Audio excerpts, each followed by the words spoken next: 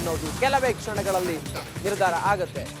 ಈ ಪ್ರಕರಣದಲ್ಲಿ ಬೇಲ್ ಅರ್ಜಿ ವಿಚಾರಣೆ ಇವತ್ತು ನಡೀತಾ ಇದೆ. ಹುಬ್ಬಳ್ಳಿ ನ್ಯಾಯಾಲಯದಲ್ಲಿ ಬೇಲ್ ಅರ್ಜಿ ವಿಚಾರಣೆ ನಡೀತಾ ಇದೆ. ಕೆಲವೇ ಕ್ಷಣಗಳಲ್ಲಿ ಬೇಲ್ ಭವಿಷ್ಯ ನಿರ್ಧಾರ ಆಗುತ್ತೆ.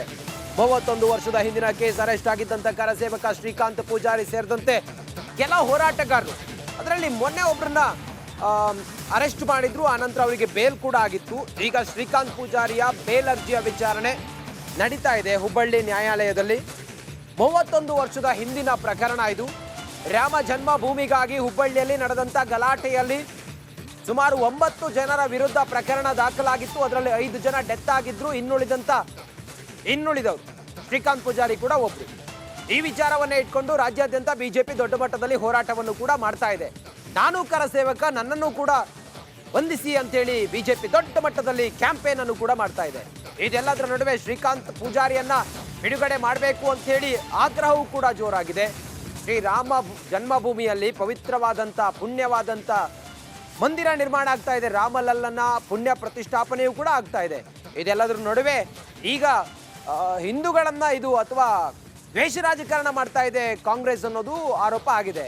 ಬೇಲ್ ಅರ್ಜಿ ವಿಚಾರಣೆ ಇದೆ, ಏನಾಗುತ್ತೆ ಕಾದು ನೋಡಬೇಕು. ಮತ್ತಷ್ಟು ಮಾಹಿತಿಯೊಂದಿಗೆ ನಮ್ಮ ರಿಪೋರ್ಟರ್ ಪ್ರಕಾಶ್ ಲೈವ್ ಕನೆಕ್ಟ್ ಆಗಿದ್ದಾರೆ. ಪ್ರಕಾಶ್, ಸದ್ಯ ಇವತ್ತು ಏನಾಗಬಹುದು? ಬೇಲ್ ಅರ್ಜಿ ವಿಚಾರಣೆ ಆರಂಭ ಆಗಿದೆಯಾ? ಅರ್ಜಿ ವಿಚಾರಣೆ ಸದ್ಯಕ್ಕೆ ಹಿಂದೂ ಕಾರ್ಯಕರ್ತರೆಲ್ಲ ಏನ್ ಹೇಳ್ತಾ ಇದ್ದಾರೆ, ಏನ್ ಮಾಹಿತಿ ಇದೆ ಪ್ರಕಾಶ್? ಎಸ್ ರಂಜಿತ್, ಕರಸೇವಕ ಶ್ರೀಕಾಂತ್ ಪೂಜಾರಿ ಅವರ ಬಂಧನದ ಹಿನ್ನೆಲೆಯಲ್ಲಿ ಒಂದು ಕಡೆ ಸಾಕಷ್ಟು ರಾಜ್ಯದಾದ್ಯಂತ ಆಕ್ರೋಶ, ಹೋರಾಟ ಭುಗಿಲೆದ್ದಿರುವಂಥದ್ದು. ಒಂದು ಕಡೆ ಈಗ ಜಾಮೀನಿನ ವಿಚಾರವಾಗಿ ಶ್ರೀಕಾಂತ್ ಪೂಜಾರಿಯ ಭವಿಷ್ಯ ಇನ್ನೇನು ಕೆಲವೇ ಕ್ಷಣಗಳಲ್ಲಿ ಹೊರಬೀಳಲಿದೆ.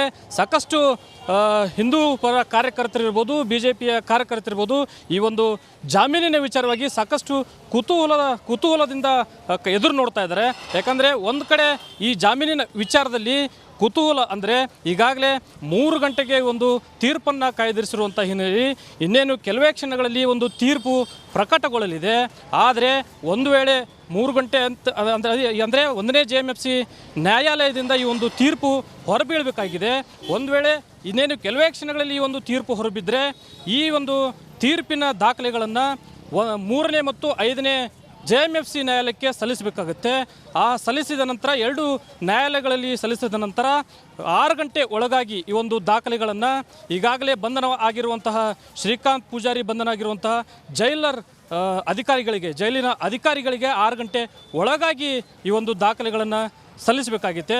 ಒಂದು ವೇಳೆ ನಿಗದಿತ ಅವಧಿ ಅಂದರೆ 6 ಗಂಟೆ ಒಳಗಾಗಿ ಈ ಒಂದು ದಾಖಲೆಗಳು ಜೈಲಿನ ಅಧಿಕಾರಿಗಳಿಗೆ ಸೇರಿದ್ದೇ ಆದಲ್ಲಿ ಇವತ್ತೇ ಶ್ರೀಕಾಂತ್ ಪೂಜಾರಿ ಅವರ ಬಿಡುಗಡೆ ಅಂದರೆ ಜಾಮೀನಿನ ಮೂಲಕ ಹೊರಬರಲಿದ್ದಾರೆ. ಆದರೆ ನಿಗದಿತ ಅವಧಿ 6 ಗಂಟೆ ಒಳಗಾಗಿ ಜೈಲಿನ ಅಧಿಕಾರಿಗಳ ಕೈಗೆ ಏನಾದರೂ ಸೇರದೆ ಹೋದಲ್ಲಿ ಶ್ರೀಕಾಂತ್ ಪೂಜಾರಿಯವರ ಬಿಡುಗಡೆ ನಾಳೆಗೆ ಮುಂದೂಡಲಾಗುತ್ತೆ ಅಂತಕ್ಕಂಥ ಒಂದು ಮಾಹಿತಿ ಈಗಾಗಲೇ ಲಭ್ಯ ಆಗಿರ್ತಕ್ಕಂಥದ್ದು ರಂಜಿತ್. ಒಂದು ಕಡೆ ಜಾಮೀನಿನ ವಿಚಾರವಾಗಿ ಶ್ರೀಕಾಂತ್ ಪೂಜಾರಿಯವರ ಬಿಡುಗಡೆ ವಿಚಾರವಾಗಿ ಸಾಕಷ್ಟು ಕುತೂಹಲ ಮನೆ ಮಾಡಿದೆ.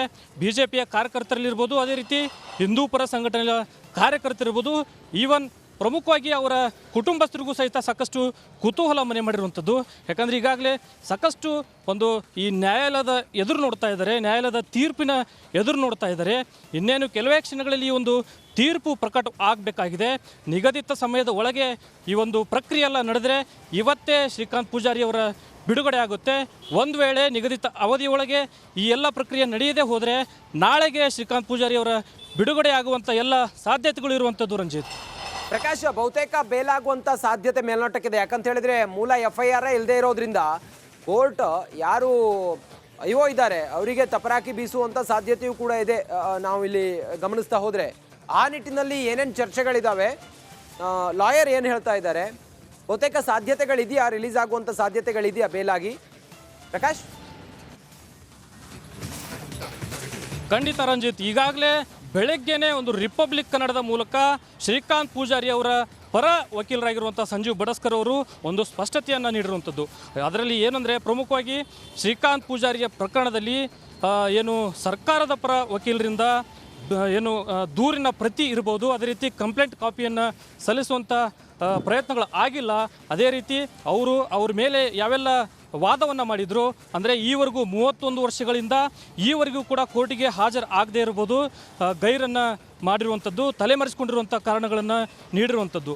ಒಂದು ಕಡೆ ಅದಕ್ಕೆ ಪ್ರತಿವಾದವಾಗಿ ಈಗಾಗಲೇ ಶ್ರೀಕಾಂತ್ ಪೂಜಾರಿಯವರ ಪರ ವಕೀಲರು ಪ್ರತಿವಾದವನ್ನು ಮಾಡಿರುವಂಥ ಹಿನ್ನೆಲೆಯಲ್ಲಿ ಇವತ್ತು 3 ಗಂಟೆಗೆ ಈ ಒಂದು ತೀರ್ಪನ್ನು ಕಾಯ್ದಿರಿಸಲಾಗಿತ್ತು. 1ನೇ JMFC ನ್ಯಾಯಾಲಯದಿಂದ ಈ ಒಂದು ತೀರ್ಪನ್ನು ಕಾಯ್ದಿರಿಸಲಾಗಿತ್ತು. ಒಂದು ಕಡೆ ಶ್ರೀಕಾಂತ್ ಪೂಜಾರಿಯವರ ಪರ ವಕೀಲರು ಈಗಾಗಲೇ ಭರವಸೆಯನ್ನು ವ್ಯಕ್ತಪಡಿಸಿದ್ದಾರೆ. ಇವತ್ತೇ ಶ್ರೀಕಾಂತ್ ಪೂಜಾರಿಗೆ ಬೇಲ್ ಸಿಗುತ್ತೆ, ಜಾಮೀನು ಸಿಗುತ್ತೆ, ಕಡಾಖಂಡಿತವಾಗಿ ಜಾಮೀನು ಸಿಕ್ಕೇ ಬಿಡುತ್ತೆ ಅಂತಕ್ಕಂಥ ಒಂದು ಭರವಸೆಯನ್ನು ವ್ಯಕ್ತಪಡಿಸಿದ್ದಾರೆ.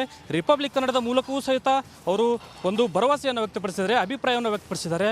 ಎಲ್ಲವೂ ಅಂದುಕೊಂಡಂತೆ ಆದರೆ ಇವತ್ತೇ ಈ ಶ್ರೀಕಾಂತ್ ಪೂಜಾರಿಗೆ ಜಾಮೀನು ಸಿಗುವಂಥ ಎಲ್ಲ ಸಾಧ್ಯತೆಗಳು ಇರುವಂಥದ್ದು. Ranjith, okay, thank you Prakash ನಿಮ್ಮೆಲ್ಲ ಮಾಹಿತಿಗಾಗಿ. ಒಂದೊಂದು ಬಹಳ ಕ್ಲಿಯರ್ ಆಗಿದೆ. ಇವತ್ತು ಜಾಮೀನು ಒಂದು ವೇಳೆ ಆದರೆ ಈ ಹಿಂದೂಪರ ಹೋರಾಟಗಾರರು ಮತ್ತೆ ಬಿಜೆಪಿ ನಾಯಕರೇನು ದೊಡ್ಡ ಮಟ್ಟದಲ್ಲಿ ಕ್ಯಾಂಪೇನ್ ಮಾಡ್ತಾ ಇದ್ದಾರೆ, ನಾನೂ ಕೂಡ ಕರ ಸೇವಕ, ನನ್ನನ್ನು ಕೂಡ ಬಂಧಿಸಿ ಅನ್ನೋ ರೀತಿಯಲ್ಲಿ, ಅದೆಲ್ಲದಕ್ಕೂ ಕೂಡ ಒಂದು ಬಿಗ್ ಸಕ್ಸಸ್. ಹಿಂದೆ ಹೋದ್ರೆ ಈ ಒಂದು ವಿಚಾರ ಮತ್ತಷ್ಟು ದೊಡ್ಡ ಮಟ್ಟದಲ್ಲಿ ಸಂಚಲನ ಸೃಷ್ಟಿ ಆಗ್ಬೋದು. ಶ್ರೀಕಾಂತ್ಗೆ ಬೇಲ್ ಸಿಕ್ಕರು ಕೂಡ ಇವತ್ತು ರಿಲೀಸ್ ಆಗೋದು ಬಹುತೇಕ ಡೌಟು. ಮೇಲಾದೇಶ ಪ್ರತಿ ಸಂಜೆ ಒಳಗೆ ಜೈಲಾಧಿಕಾರಿಗಳ ಕೈ ಸೇರಬೇಕು, ಅವರು ಅದನ್ನ ರಿಸೀವ್ ಮಾಡಬೇಕು. ಮೇಲಾದೇಶ ಸಿಕ್ಕ ಮೇಲೆ ಶ್ರೀಕಾಂತ್ ಪೂಜಾರಿಯನ್ನ ರಿಲೀಸ್ ಮಾಡ್ತಾರೆ.